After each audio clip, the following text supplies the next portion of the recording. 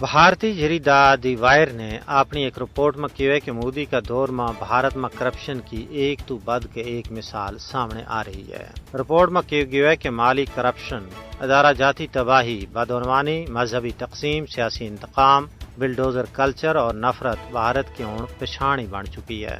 مودی کا دور حکومت میں کرپشن مسلسل بڑھ رہی ہے اور کوئی پوچھنے والا نہیں ہے۔ رپورٹ میں کہا گیا ہے کہ بھارت میں نفرت، تقسیم، مذہبی تعصب اور سماجی کرپشن حکومتی سرپرستی میں عام ہو چکی ہے۔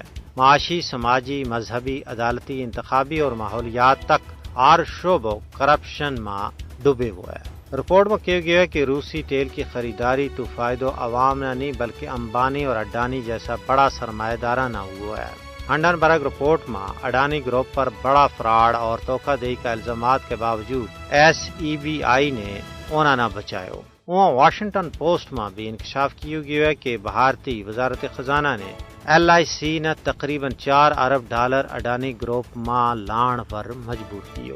بھارتی میڈیا مکمل طور پر حکومت کا زیر اثر ہے اور چپ سادھ لگ گئی ہے کہ کرپشن معیوب ہی نہیں لگتی۔ دی وائر کی رپورٹ میں کہا ہے کہ بھارت کا سرکاری ادارہ قومی اثاثہ اور زمین اونے پونا نرخاں ور نجی گروپوں کے حوالے کی جا رہی ہیں۔ امبانی اور اڈانی کی دولت 2014 کا مقابلہ میں کئی گنا بڑھ گئی ہے، جبکہ بھارت کو ہنگر انڈیکس 55 تو تلے 102 پر جا پہنچے ہوئے ہے۔ رپورٹ میں کہا گیا ہے کہ امیری اور غریبی کو فرق انتہائی بڑھ گیا ہے اور اوپر کا 10% لوگ ملک کی 80% دولت پر قابض ہو چکے ہیں۔